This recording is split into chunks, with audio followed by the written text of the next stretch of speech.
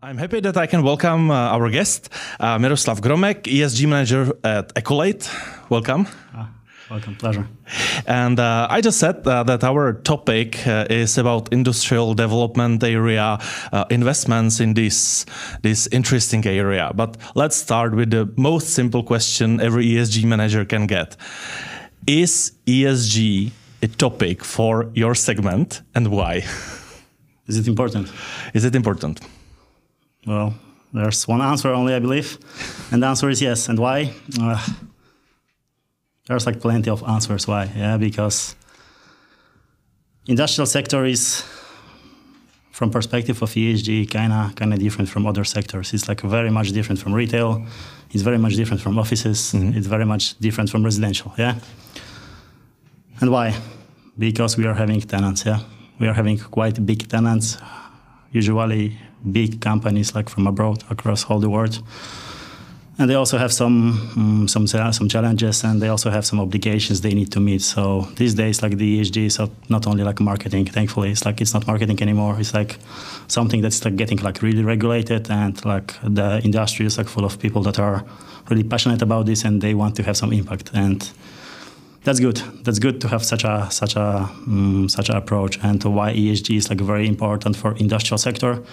Because we are providing the infrastructure for the Europe. Yeah. Right now, if you take a look at all of the regulations that you have in the Europe related to the Green Deal, they're like really focusing on, let's say, empowering Europe a bit, you know, to bring back some industries back from Asia to Europe.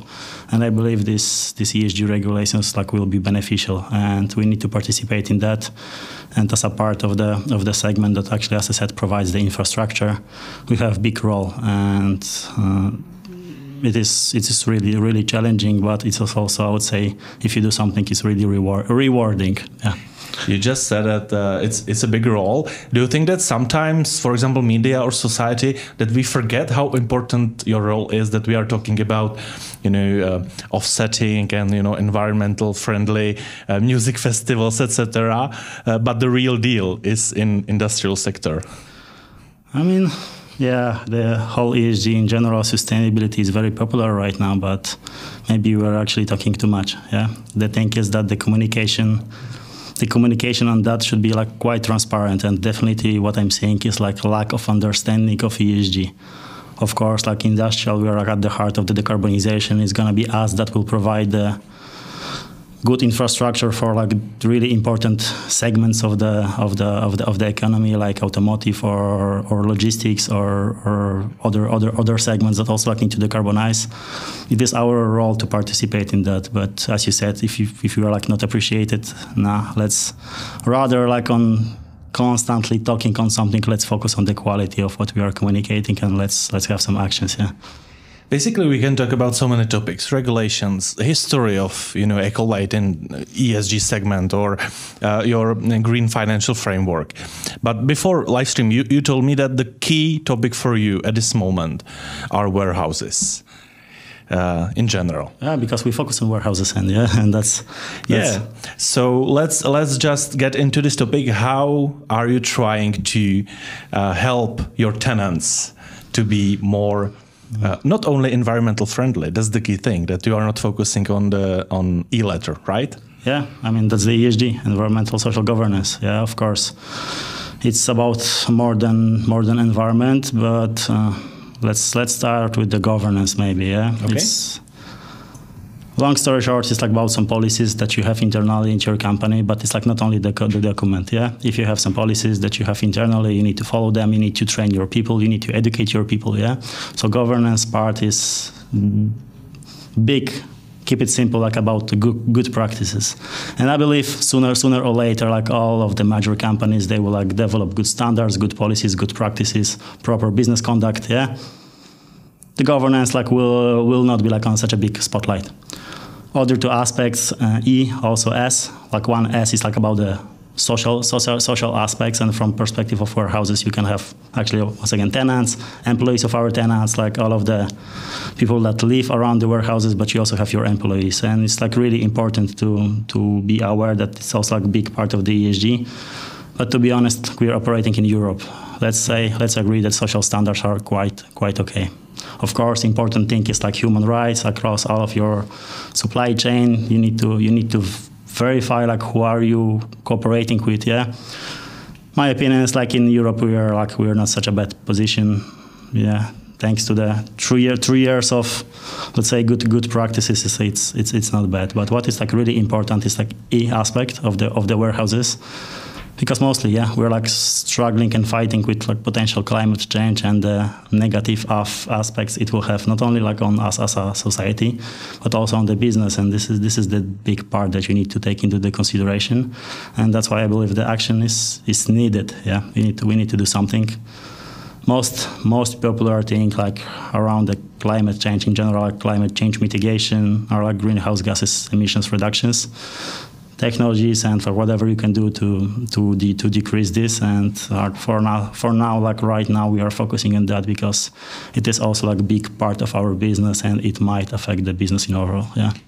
So it is really a huge topic, but let's take a small step back. What is green warehouse? How can I imagine green warehouse? Is it easy to build it? Is it cheap to build it? Is it simple to build it? It's not hard to build it. It's not super expensive to build it. Until very recently, 2019, 2020, there was no transparent definition of what is a green warehouse or what is like green building. Yeah, right now we have EU taxonomy, and under EU taxonomy is a classification of activities. Yeah, in general, and you have activity, acquisition, and ownership of the building, for example, and the requirements that you have there can be used to define actually what is a green building, and the requirements are not so hard. Yeah. So let's say green warehouse is like the warehouse that has like really good energy efficiency, proper smart metering to collect the data regarding the media utilities consumption. Depends on the year it was built. Yeah, like during the construction, you need to do the blower door test. You need to do the thermal imaging to verify if the envelope is like done nicely, and also like the building itself needs to be climate proof. So it means you need to verify potential climate risks that might affect your business. This is it. Quite simple. Is it easy to get any certification that says yes, your buildings are green enough? And because I believe that Accolade started almost 10 years ago trying to get certification and trying to get into this topic. And let's be honest, 10 years ago, almost no one on the market cared enough about ESG. It's not super hard. Is it expensive? Hard to say, how much you've like what are your like values, yeah. But in general, like it's not hard, it's not expensive. There's like big range of companies that are like specialized in the BREEAM certification, yeah. It's like obligatory part. It is like the BREEAM certification is like obligatory for all of our like new warehouses that we are developing. We are cooperating with business partners that are like, for example, developing for us, and we require from them to certify the building. What we changed lately, not lately, like 1.5 years ago, we developed a set of key requirements from the BREEAM certification that we want our business partners and general contractors to meet, yeah, during the construction, because we find them like really useful. We find them in line with our ESG strategy, and we want them because they are also like useful to classify building as a green in line with EU taxonomy. So it is like beneficial for the future, for the financing, for other aspects like related to warehouses. You are also very successful at this. I believe that you have one of the most green buildings, warehouses in the world. You are trying to always raise the standards. So it means that it is really important to you to have some kind of certification and be in a good cooperation with tenants. They know that you are, let's say, investing not only money but also time, education, knowledge into this topic. Well, yeah, we have one of the greenest portfolio on the market, definitely.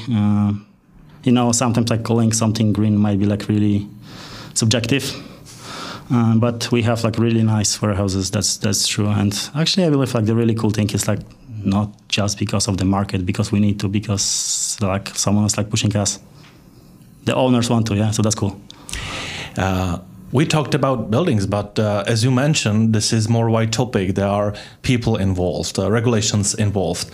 So this is basically a lot about cooperation of many parties. What is your role in this cooperation? Why are you the ones who are trying to lead the change on the market? why are we trying to lead the change? I mean, we're not trying to lead the change. I think like we shouldn't consider like this change of kind of like race between companies. In general, we should be cooperating, you know, because the goal is quite simple, yeah, and it will affect all of us. So like maybe it's not any kind of like race. The thing is that regulations are like right now with us. It is quite transparent that the change is needed. We won't escape any kind of like regulations. So what we need to do, we need to like follow the regulations, be a few steps ahead, and we need to use them wisely, yeah. Because to be honest, like fulfilling like most of this like all of these like regulations will be like beneficial for the business, in my opinion, yeah. We will have soon, like in 2 years' time, I believe Accolade will be obliged to do the non-financial reporting in line with CSRD, the regulation, yeah, directive regulation. And the thing is like, yes, we can do it right now, but we don't want to do it like right now. First, we want to prepare properly. Of course, like this year, we will release the annual report that will also like incorporate the ESG into it, but it's going to be like GRI standard. But also we are getting ready for official reporting standards. But you know, reporting is one thing, and the second thing is like, what are you reporting? And that's what we are focusing mostly on, yeah. Because as I said, we need like to call it like officially in line with EU regulations and phrases like we need to mitigate the climate change. Simply, it means like we need to decarbonize our portfolio, and that's, I believe, most important part even in the CSRD reporting. Yeah, you need to inform your stakeholders. What kind of actions are you doing to mitigate the climate change in line with Paris Agreement? What kind of plan do you have for this? How much it will cost you? How much it might affect your business? You need to be aware of that, and you cannot do this overnight. You cannot order the study from the company that will do this like in 1 week, and they will come back with you and listen, here's your plan. You know, how do you set up the decarbonization strategy? You need to calculate your emissions like properly. It might take a few years. Yeah, it's like you won't do this like over 1 year. To have good perspective, maybe 2-3 years. Start slowly. You need to like start to collect the data from the whole process. It's not only like offices. It's not only car in the companies. For us, it's also like our warehouses, downstream leased assets, emissions that are like resulting from the acquired portfolio.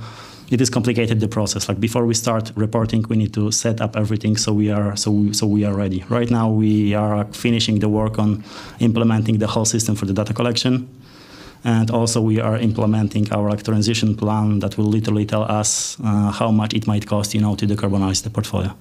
I believe that every ESG manager understands how huge topic it is. Do you have any tip how not to get a big headache when you are thinking? Take it slowly, start doing something. Yeah, that's good advice from really. Let's say experienced ESG sustainability managers. Like just start with something, start with small steps. You know, I work for Accolade for what, more 1.5 years. Sometimes I don't see our results. Sometimes like from perspective of time, I see like really big results. Yeah, we implemented a lot. You just need to be aware, like you won't do this like over one night. Yeah, it's like you cannot do everything in 1 month. You need a time. Sometimes you need money. You need like involve like plenty of people. And that's actually what's cool about Accolade, because I'm the only like ESG person in the company, but on the other hand, we have like more than 100 employees. All of them, they're like involved, yeah. So all of them, they have like the KPIs to fulfill. They're like related to sustainability. So that's how like the company is like moving forward and like performing well also in these areas, yeah. Let's make a short summary about tenants. How can you help them being more sustainable, and also how do you need them to cooperate with you if you need them to? How can I help them? And second question was, sorry, what? How can they help you, or how much cooperative you need them to be within this scope, within this framework? As I said at the beginning, industrial sector is very unique because of the tenant. Imagine you are working in the residential sector, yeah? And you need to decarbonize. So it means like you need to implement more or less pricey technology to decrease the emission from the building. It will affect the price of the apartment. I believe, taking into consideration current situation regarding the accommodation, no one is like willing to pay extra. For us, it's like a bit different story, yeah, because we have our tenants. We want to decarbonize our portfolio, but also like our tenants want to decarbonize their operations. And here's like the place like to mutual cooperation, and like it will only like boost everything, and it will like put everything forward, yeah. We are the one that like provide the infrastructure. We can like provide them the PV. We can like provide them any kind of technology that they want. And if they need something, and this is like way easier for us than for the other sectors. And as I said, we have probably like the biggest impact that we can provide, because like the warehouses are really big, you know. Sometimes it's like 1,080, 100 square meters. Sorry, 180,000 square meters. Yeah, really big buildings. We have such a building in our portfolio, and believe me or not, it's like almost emission free. Like 4 megawatt peaks of the PV installation, heat pumps only, like really well-known big international corporation. Building is amazing, yeah. So we are helping like also like to get to decarbonize for them, and because of that, we also have like really nice green building in our portfolio. Probably in the future, when the like ESG regulations will hit us even more, maybe like from the perspective of financial sector, such a building will be like way easier to finance, refinance, or whatever. Also beneficial for us. Yeah? We just need to be ready. We need to know what to do when tenants approach us like for something. Yeah, we need to know how much something it may cost, what we need to do, and sometimes like even simple informations you need to collect and have in your system, like actually like a media consumption. Yeah, like you need to collect it properly. And for example, you can take a look what kind of tenants you have in your portfolio. Then you can verify the sector of the tenant that you have in your portfolio. Then you can take a look what kind of like energy intensity and gas, like utilities, water they have in the portfolio. And you can suggest them something. Listen, we can provide you with this and this and that. It will cost that much. Like let's discuss, let's do something. Yeah. Do tenants have sometimes good ideas? They have very good ideas. Thankfully, they have like really good ideas. That's also like really good that there's like really big push from side of the tenant. This is like really, really visible in the recently, let's say, signed lease agreements, like the new tenants. Of course, I cannot name the brands, but let's say 4 out of 5 new tenants, they wanted to have the heat pumps in the building. So let's say like fossil fuel free building. They wanted to have like really big, nice PV, and they have like really nice requirements. One of our tenants that we signed recently, we are about to start the construction for him. He literally came with the requirement like heat pumps only, no fossil fuels, like 1 megawatt peak with potential of like to extend it. BREEAM outstanding. Yeah, that's like really, really, really cool. I mean, if you cooperate with someone who also like wants it, yeah, at least you are rewarded, yeah, that you are something that is needed. That's also like important. We've talked about regulations. You've mentioned CSRD, and are there any other key regulations that you think can, let's say a little bit shake up the market or help, or maybe, let's say, not help the situation, because not all regulations are always perfect. That's true, but that's maybe let's say that's the problem of the EU, and that's the problem of the Green Deal. That's like not explained to the people. Yeah, taking into the consideration like we have a new parliament. Maybe they will do some kind of like rebranding of the Green Deal. Maybe they will like, let's say, we will be like stressing out some parts of it like differently. But in general, like we won't escape the regulations. They are needed. That's true. The thing is like how ready you are for them, and if you know what to do in the future, you will be just fine. Yeah. If I need to name some regulations and directives that are like really important for the real estates in general, real estates. Yeah, CSRD, of course, because some big companies, they will have to do the reporting, and it's like not only like important for you that you need to do the reporting. It might be like important for your tenant, so they will approach you for the information. Even if you are like, let's say, not the direct victim of the regulation, the tenants will come to you and they will ask you for information. Yeah, you won't escape. Yeah. And there's nothing to escape, to be honest. Like there's nothing to be scared about.